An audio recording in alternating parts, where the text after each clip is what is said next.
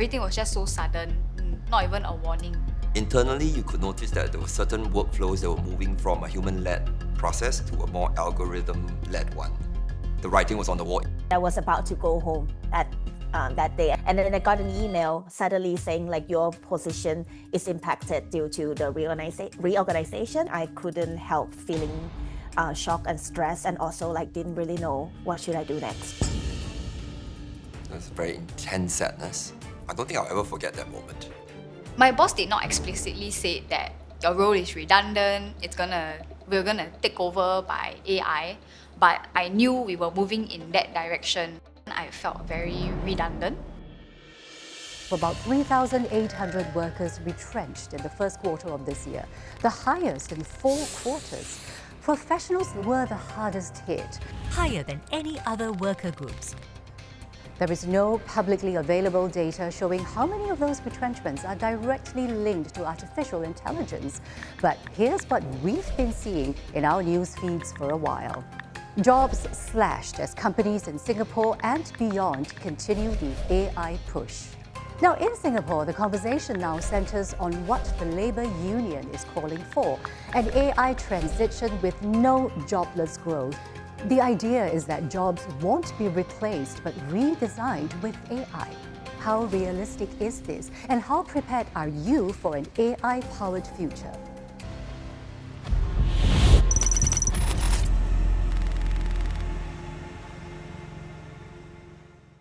Hello there, welcome to a special Talking Point Forum. I'm Diana Sir. You saw her in the video earlier, and today we have Charmaine Koh with us. Do you think you were made redundant because of AI? Yes, I made basically over 30 videos a month, all short form content, along with 7 to 8 ads.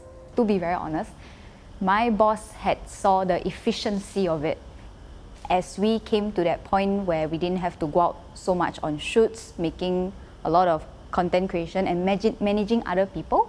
So basically with AI, right, the deliverables doubled, but I couldn't because everything was moving at such a fast pace. One word, describe how you feel about that. Betrayed. By whom? Betrayed by the company.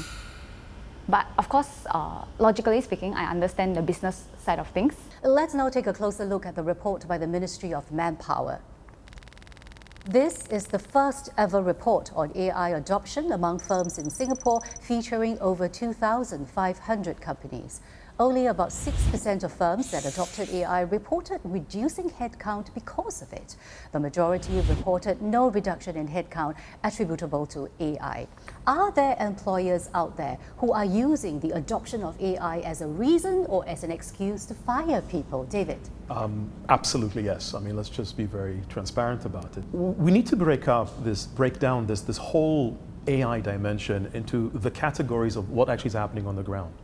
The first one is company of efficiency in terms of process, in terms of times they're overhiring, in terms of changes, strategy, and you find that at times AI is used as a bit of a linchpin. It's just business operations where things are changing.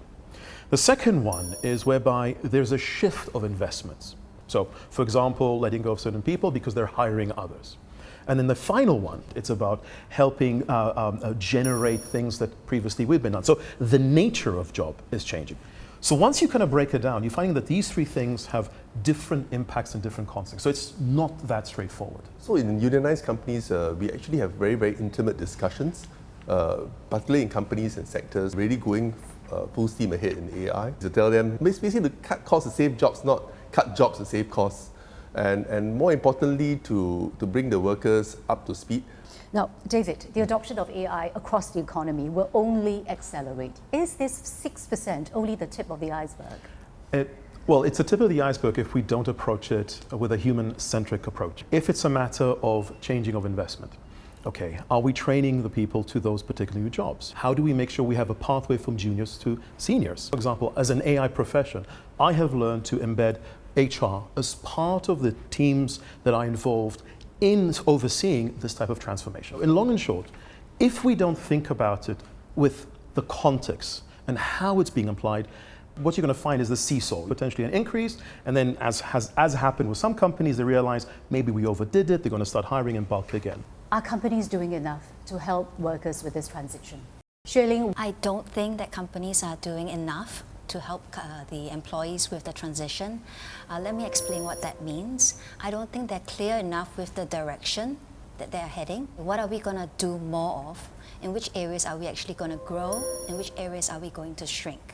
So without that clarity, employers, their teams, they're kind of operating blind. You know, they're trying to improve on their own, in their own time, attending all the trainings, but they're not sure whether that gets them to a job. Ultimately, to keep their job. Correct. They're not sure they get to First, keep their job. keep their job and into new opportunities, because none of that is truly clear. Why aren't the companies giving clear direction? I think for the first time, the employers are really going through the uncertainty for themselves. Yes, if I may jump in, I think to a certain extent, everyone's trying to do their best within the means of what they have. What you may find is that the means that they have is insufficient. For example, situations where HR is more administrative rather than exactly focused in terms of how do we develop a person, be it they stay in the organization or outside. Or equally, like I used to get, and I still ask the question regularly of, David, how is AI going to look in 5 to 10 years from now? We're in the S-curve. It's very difficult. Like imagine when typist was a career and someone asked at that point of transition, oh, what's going to be the future of a typist? It's very difficult. But what needs to be done, and definitely is happening here in Singapore, is a focus on people. If anything, we're given for the first time truly a piece of capabilities to enhance us. Whatever the changes are happening, how do we use this opportunity to transform organization?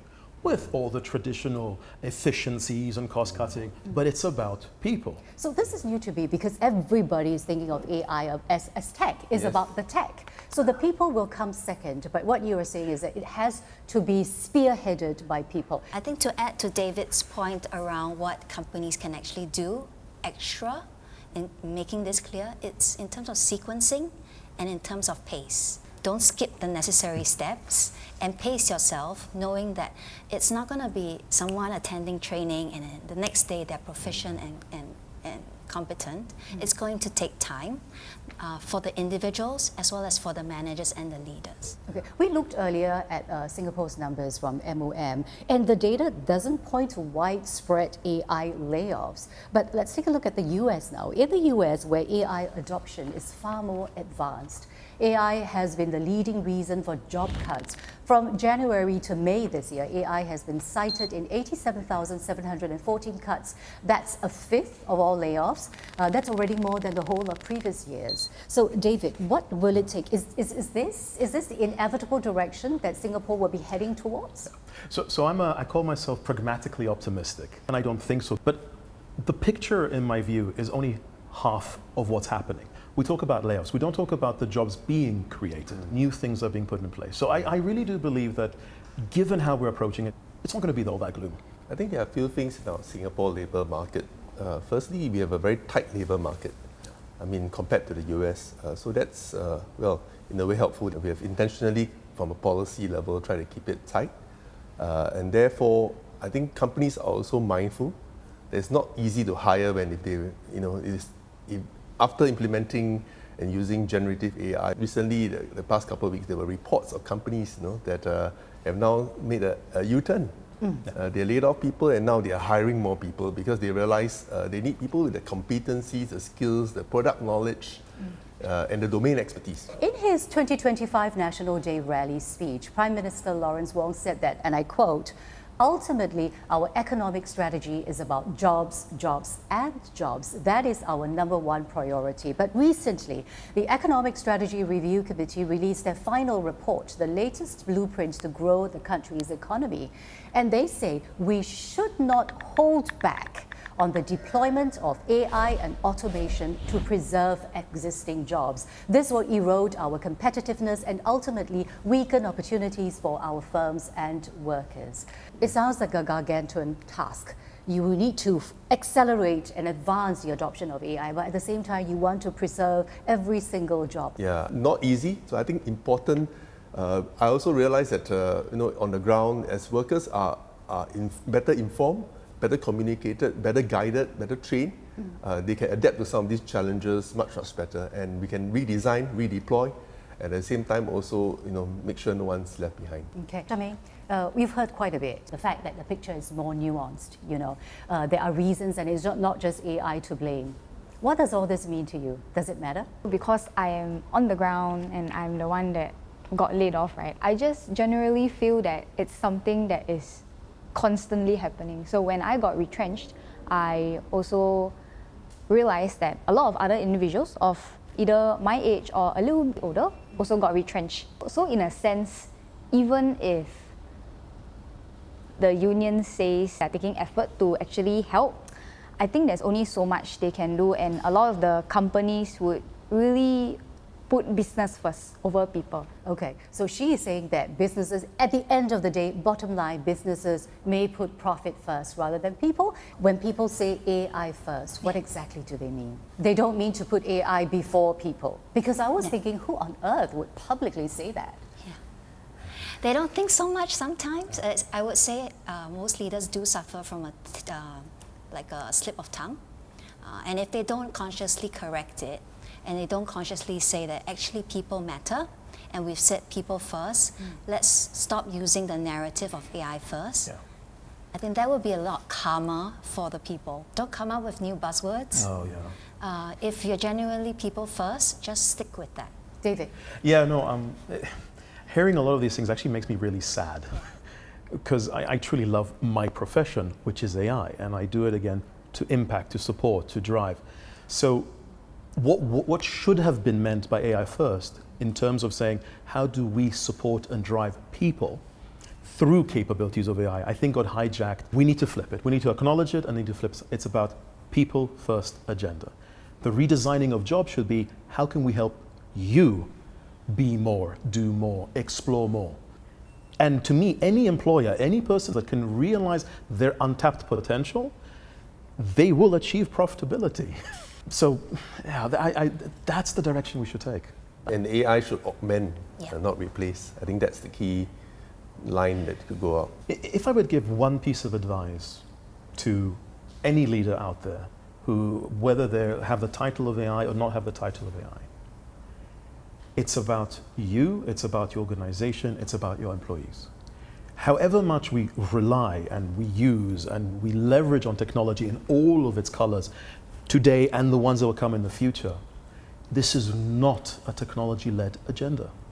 This is a people, person, individual-led agenda, and we should never forget that. If I'm going to go on this AI bandwagon, how long it's going to take me? Just give it to me, guys, I can take it. For once, the middle-aged folks like us have an advantage. Yeah, absolutely correct.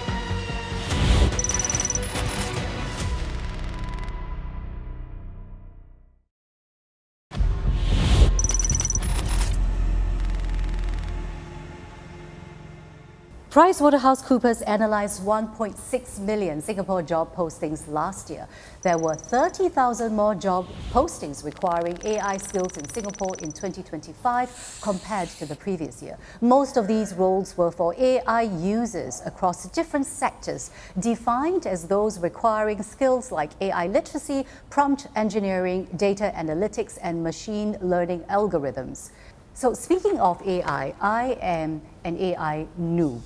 Okay, so I can tell you it's a bit daunting speaking in front of you, but I am essentially someone who uses AI for research, not terribly efficient at it, playing with it, but my bottom line is AI is a very capable assistant and I'm supervising the technology. Ian, you are an AI consultant and coach to the government as well as MNCs. Yes, I am. I'd like you to decide to rate my AI literacy. Okay. So let's take a look at the scale. So we have number 1, non-user, 2, basic assisted user, 3, workflow user, 4, critical professional user, and 5, strategic AI native operator.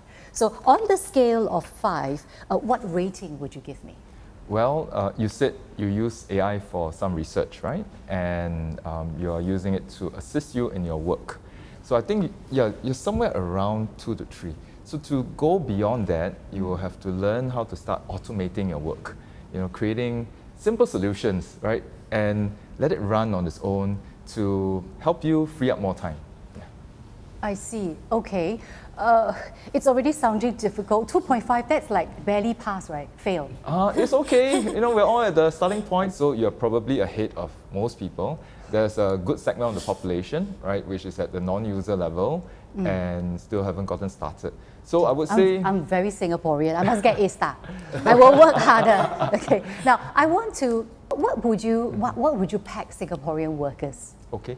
Yeah. I think most Singaporean workers would probably be either at level 1 or 2, right? And the people who are more advanced would be at level 3 and 4, but that's a small percentage. The majority of us who've been using ChatGPT since it launched in late 2022 should be around level 2.5, right? Similar to you.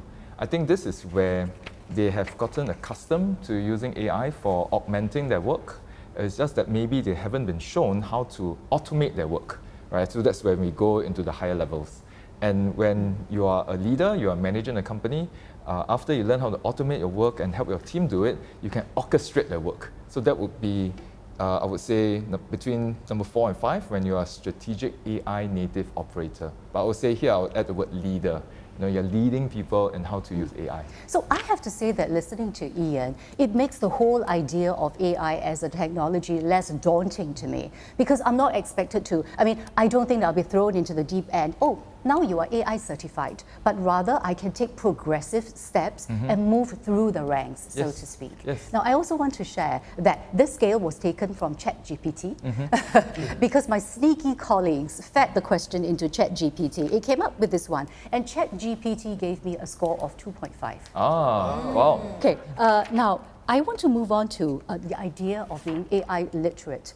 It's a bit hazy for most people. What exactly does that mean? I think fundamentally is first understanding what this technology is. It's really a tool, and that it processes data and gives you data in different forms, whether it's in text, visuals, audio, and so on, right? Or even applications, as we'll see. So once you understand that this is a tool and what you can use it for, then you can start to learn how to apply it to your work. And that's where your literacy starts to increase. Can I just ask, is that the same as computer literacy? Because when, I'm computer literate, I know how to use a computer, I know how to use certain software. Is that the same thing? I would argue that yes, in a certain degree. Now, while the sophistication perhaps may be slightly different, but the answer is yes. Imagine Excel. When it was first introduced, you had a certain degree of, now you need to be Excel certified, you need to be Excel literate. And I'm pretty sure that back then people were equally slightly confused and unsure. But again, it's a spectrum. It's a spectrum of usability. The new jobs that are asking for people with skills like data engineering, for skills like AI literacy. I know, David, when companies have such job postings, it makes me feel like, do I qualify? David, you are laughing. Why do you... No, I'm laughing because if I'd see a job that says I need AI literacy, I would probably just walk away from it. Because you need to be specific. It's almost like saying I need someone who just can do English. Okay, literacy and presentation, is it articulation, is it enunciation? Like, what specifically do you want? So do they even know what they are asking for? That's the question. I don't think some do. Some may have a sense of what they want, but they don't know how to perhaps better articulate it. And then the other one is you actually find that some are very specific in terms of what is it they're looking for and what is it that they're hoping to achieve. And ironically, many times the AI emphasis starting to becomes less and less, and it's more about the outcome of what they want trying to achieve with it.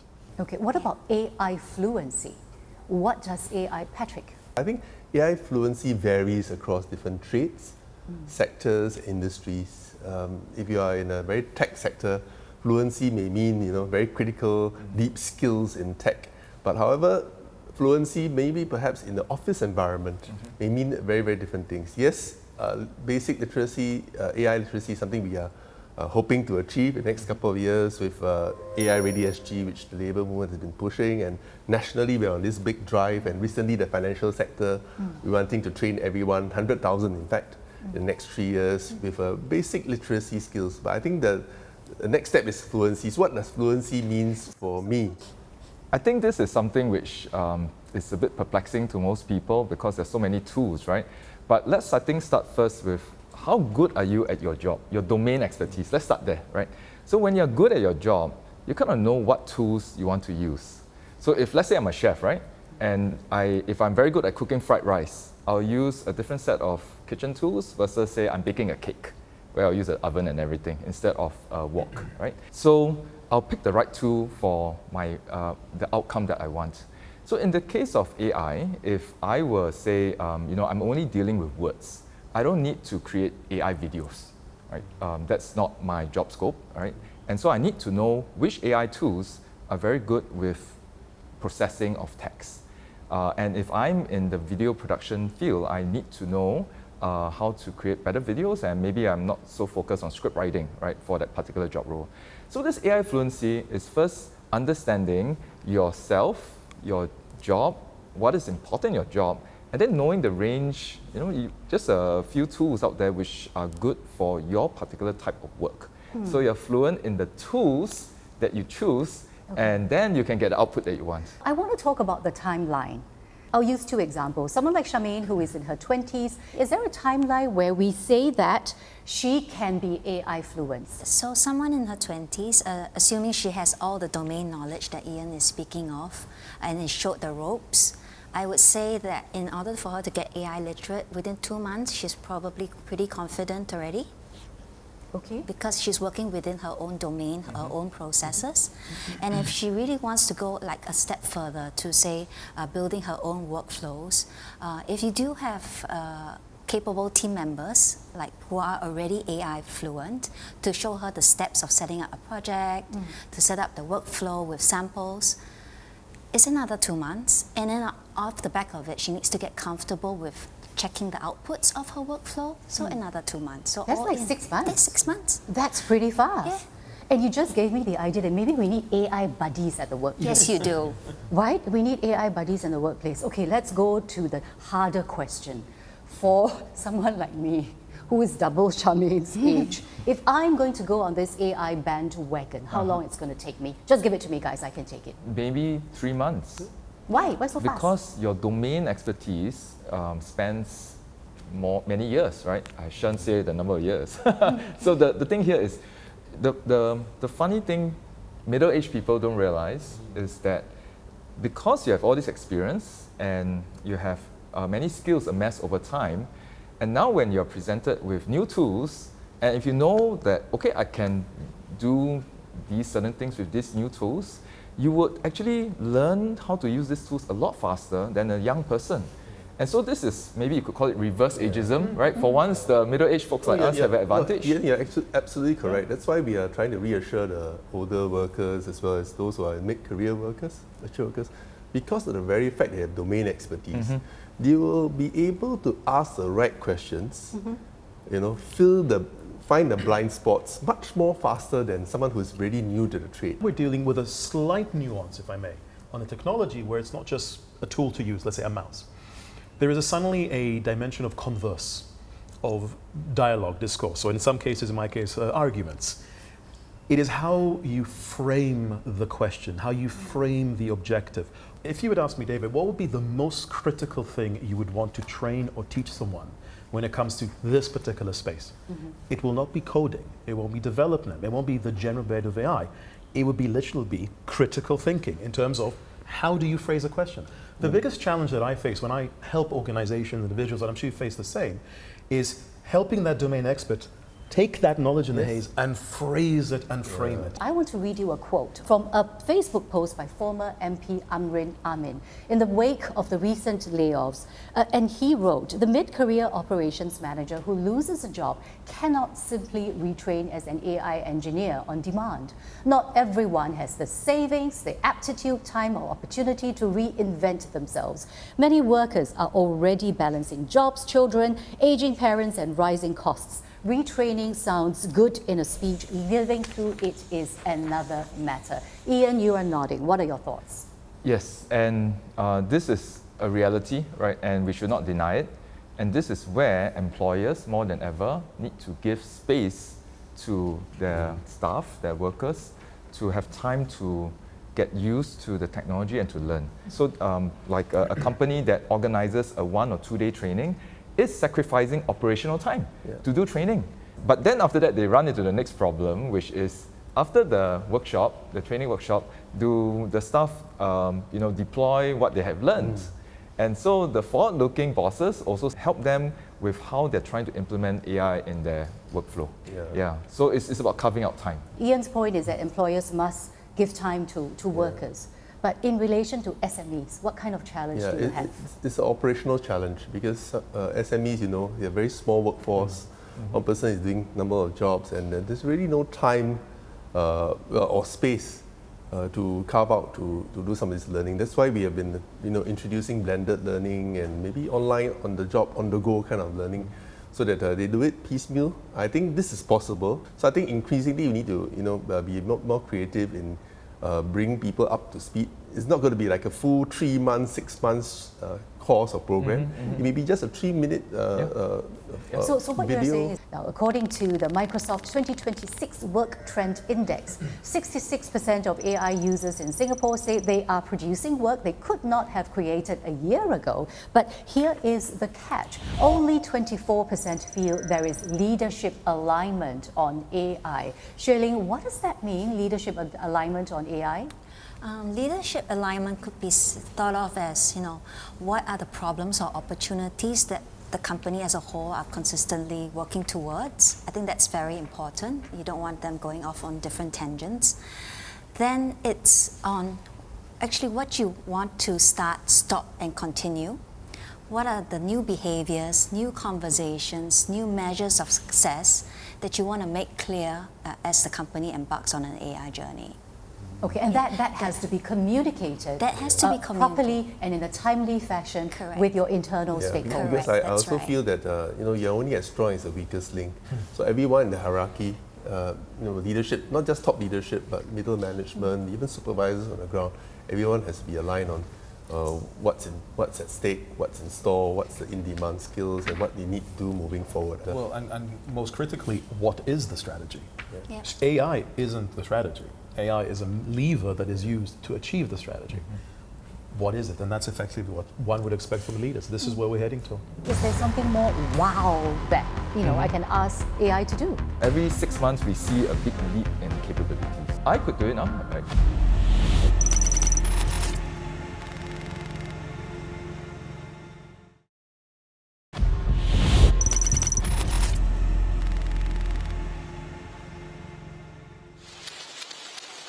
I cannot promise that there will be no disruption. Jobs will change. Some will disappear. And the pace of change will be faster than anything we have seen before. But this I can promise you, as our economy transforms, we will create new and better jobs. And that was an excerpt from Prime Minister Lawrence Wong's May Day speech this year. He said the pace of change will be faster than anything we've ever seen. Is that true? Ian? Yes, definitely. So I'm old enough to have grown up through the personal computing phase, then the internet phase, and then the web phase, Web 2.0, right, with cloud computing and so on.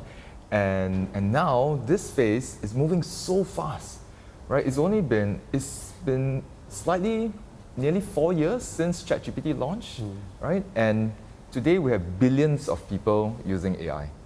And AI's progress from the early days of ChatGPT till now is phenomenal. Every 6 months we see a big leap in capabilities. How do we keep up? How do we keep up if it's changing that quickly? Focus on your domain knowledge, focus on your transferable skills, and go easy on yourself in terms of catching up with the tools, because even the experts are finding it hard to keep up with the tools. It's a full-time job. Even myself, and again, I'm so-called an AI expert, I have an AI buddy. I have an AI expert that I converse with, I strategize with, I think with, fundamentally different from a few years ago. So I'm hearing this many times in today's conversation, and that is I have mastery over my domain. Don't be distracted by the fact that someone else could pay very little money to use an AI voice instead of me. I must believe that I have mastery over my skills and one day humans will prevail. 100%. Okay.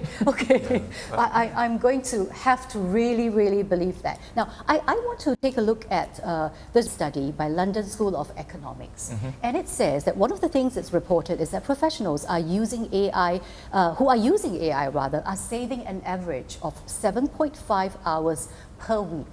That's an entire work day. Is there more to AI than just saving time? Ian, you can tell us more about the power of AI. Okay, one of the things that I use AI for is to understand difficult things.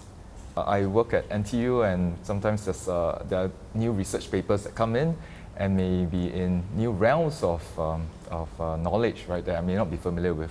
So I put it into AI and I'll teach everybody this easy prompt. ELI5, right? Explain like I'm 5 years old. Just put any document you don't understand into ChatGPT or Gemini and just write one prompt, ELI5. Explain like I'm 5 years old. Give me an example. Like for example, right? Let's say I have a report of my latest my blood test results, right? That I received from the clinic, right? You can take a picture of it.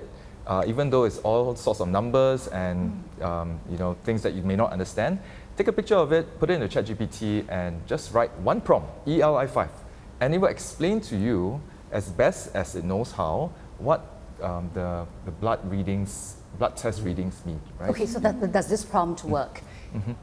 Give me a summary of my blood test results so that I do not need to pay extra money to see my doctor. You still need to see a doctor because okay, this is an important thing. We can use AI for many things, but AI cannot be responsible for your health. No, wait a minute. I need to ask though, if I'm going to be uploading my blood test results, essentially very private information, onto some platform, how can I be sure that it's secure? Well, the first tip I give people is leave out your personal details, like your name and your address, and just put the numbers up, because that's just data.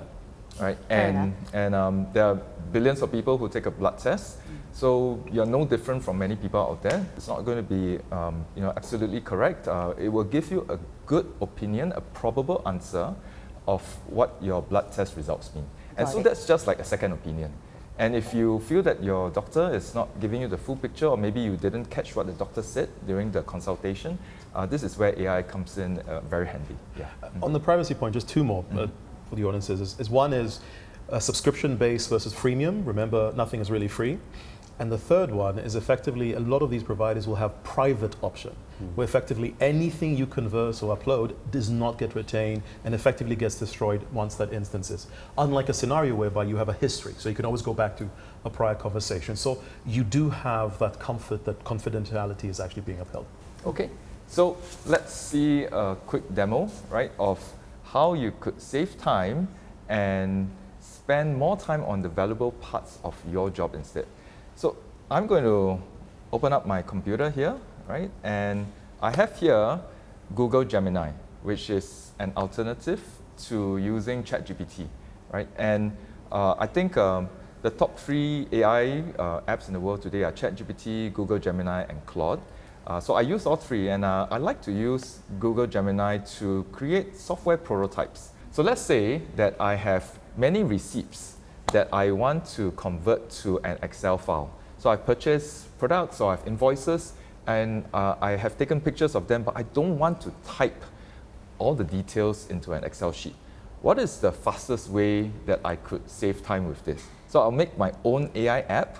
And this process is called Vibecoding, V-I-B-E, Vibecoding, and it's become very popular in the past year, where you can create little apps to help you with your work. Create an app for me to upload my receipts, multiple receipts, and extract 4 pieces of info, okay, which is the date of purchase, the brand, the product description, and the final price paid. Okay? Then add a button to export as a CSV file. And this can be done for free, right? Any free user of Gemini can do this. I'm just going to press this submit button, and let's watch something happen on the screen. So Gemini will think about the problem and it will begin coding at high speed. So I need to ask you, it says create an app for me, like for real? Yeah, for real. So this platform is an app developer as well? Yes, you can. I could do it now. Right? Okay, so very quickly, what does that mean for app developers? Are they going to be out of a job if you and I and everyone can... That's the trillion-dollar question. Are app developers going to be out of a job? Well, you need to be the top 5 to 10% in any field, right? Not just in app development, to flourish in the AI age. As we were discussing, you'll see that AI is writing code at very high speed, right? Faster than any human can do. This whole process is just going to take a few minutes, right? No human could write all these code, these lines of code in such a short period of time. So it's done, right? So now I'm going to click preview here. May I jump in on that question? Yeah. The real question is, how does one code? Like if I look at how I was trained to code, if I would have continued to code the same way, yeah, I will not be a job. But you still need a coder. You still need someone to review that code and say, is it correct? Does it make sense? Imagine what I've just done. I'm going to deploy it into the mainframe of a banking environment. No, you need to have people to make sure that it does integrate, testing, sure, validation. But the point also is that there will be fewer coders. There will be fewer coders required. As today. Yes, and if you want to stay in roles. the game, Ian's point is that you've got to be the top how many percent if you want to stay in the game. Yep. Okay. So we're doing this in real time, and I have 2 receipts here to show you. Now we see an app here, right? This has been coded by AI. I'm just going to browse my desktop files and put these 2 receipts inside here. And straight away, it starts to work on the files, right? And in a minute, it's going to say, I've extracted the information. Look at this. I have an IKEA receipt, $442.80, right? And the Wing Seong Fatties receipt for $41.97. Now, the next part of the magic comes when I press this button, export the CSV file. I'm just going to press export. I'm just going to save it to my desktop, and let's take a look at this file that opens in Excel. So I have the date of purchase, I have the brand or merchant, I have the products or the dishes that I bought, and the final price, and even the file name. And we did all this in real time, for free. So what's left for me to do as someone who hates, I mean, I need my money back, but no one likes to do claims, right? So what's left for me to do is really to take a photo of all the receipts, say for January, and then I will just have to upload everything and maybe go off and get a coffee or something. Yes. And when I come back, I should be able to get this Excel spreadsheet. Yes. Okay. Shirley, what are your thoughts about what you've just seen? Ian did it in record time, and I would say for someone who's really wanting to get a sense of what AI can do for them, personal productivity wise, by all means try this. Would it be sufficient for you to be developing enterprise systems? To David's point, no. Scanning receipts will make my life easier, but is there something more wow that I can ask AI to do? But let me show you a simple example. I've been trying to improve my Mandarin for 10 years. I found a file with 11,000 Chinese words. So I created an app to put the words into flashcards, which I could teach myself, right? And go level by level. So if you look at this app, it looks kind of simple, but this is a flashcard. If I were to click on it, it will flip around and show me the phonetics, the Hanyu Pinyin, as well as the English meaning. Now, wait, why would I want to do this when there are already apps that do such things? Correct. So in this case, I found a huge library of words, and I would like to learn all these 11,000 words. If you were to buy physical flashcards, nobody sells 11,000 flashcards in a box. And if you say you wanted to teach a particular topic and you want to have certain phrases or visuals on it, you can create very specific flashcards that are not out in the market. Can I ask it to give me an audio pronunciation as well? Because the whole point of learning a language is to know how to speak it. Okay, a new challenge for today. So right now, I'm going to type a simple prompt to say I want to add a button so that it reads out the Chinese word that's on display. I will type a prompt and let me think. So the prompt, maybe to teach the audience here, we don't have to write complicated prompts. We just have to say what we want. It's about your intentionality. So in this case, While it's fixing the thing in the background, I'm just going to say add a button to say out the word. So is it, I see it loading. So is Yeah. it trying to figure out to put in the audio button now? Okay, so let's look at this version of the app which has an audio button. And if I were to press this, okay, let me see, let me switch on my audio, okay, and okay, let's see, okay, so this word is 阿拉伯语, right? And let's press it. 阿拉伯语 Okay, so next word, let's test it. Okay, 阿姨. 阿姨 Yeah. So now I have added functionality to my app, all with the help of one prompt. And so whatever features you want to add or you want to remove, you just prompt it. So basically, how long will it take? If I was quite comfortable with building apps via such platforms, how long will it take for me to do this? When you're creating simple apps like the receipt processing app, maybe a few minutes. For something like this, it took me about half a day. And take note that I'm used to creating apps with AI. It still took me half a day to think through what should the app look like, what is the user journey, what are the things that could go wrong, and try to work around them. Yeah, I imagine that if I was a mother with young children, I might feel quite motivated to design an app like this. And I could include so many things. I could put in pictures of illustration as well, the sound. We're actually demonstrating in real time, if you've noticed, that shift. The execution and the coding and all that is done. The time that you were just spending, that Ian has spent, is the thinking, the design, the intent.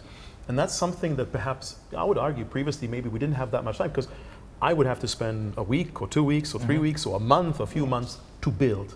Now we can spend that time to really think of what is it that we're trying to create, and is it meeting the intended objectives? That's the shift in terms of the type of roles that we need. And the next question that most people will ask is, how much does this cost? So you can't do this for free, but to create this app to begin with, it cost me maybe $1 worth of tokens, and then to improve it, maybe another few dollars. But compare that to developing this in a traditional software environment, that would cost $100,000 and maybe a few months. Wow. Right. Important question. Some of us are entitled to the government's free 6-month subscription to AI premium tools. What you have just used, is it covered by that? I don't know the details of that, but I encourage people to invest in themselves. Right? Do not wait. And you see, through our AI Ready SG, through our Union Training Assistance Program, we actually fund also similarly 50% of AI tools, and includes Gemini, Claude Pro, and Copilot, and the Pro version, of course, not the premium version. Okay, fabulous. We're running out of time, so I'm going to wrap up by asking, what is the most important thing that I need to do now, whether I'm an employer or a worker? What is the one thing I need to do now to coexist with AI in the workplace? I think I would say you need to be agile and adaptable, because things will change, and change is happening at breakneck speeds. To keep up with all this, you really need to be agile and adaptable. I would say consider creating jobs that are actually part-time. So rather than considering a full 5-day work week job, consider what could be a 3-day work week. So you're talking about from the perspective of the employer? Yes. And for workers to also consider a shorter work week? I would say that first of all, the company needs to design for it. That's the first part. To consider that if potentially our goal is a productivity goal, right? So from 100% of time, shorten to 60% of time to create the same output, then rather than saying this person is out of a job, forcing him to go on to training to go take up a different job, we're saying, okay, you're working that remaining 3 days of the job. Okay. David, one key takeaway, what should I do now? So it's less worry about the how, less worry about the technology. Focus in terms of whether it's for yourself individually, like you asked earlier, what have you done? For example, I've been writing tremendously. And as someone who's dyslexic, writing is extraordinarily difficult. I can do it in significant ease in putting out my thoughts. Focus on that. Use AI 5 to 10 minutes a day on real problems. I think real work problems, like for example, converting invoices and receipts into an Excel file, all of us have work problems. And if you just think about what is it about my work that I find mundane or repetitive and I don't like to do, now just try AI and ask AI, what could I do with you, right? Yep. I really like that because what you're saying is we need to demystify AI, and then our fear will hopefully subside and we will be able to embrace it more in our work lives. Thank you all, my guests, for sharing your views and your perspectives, and for you, thank you for joining us.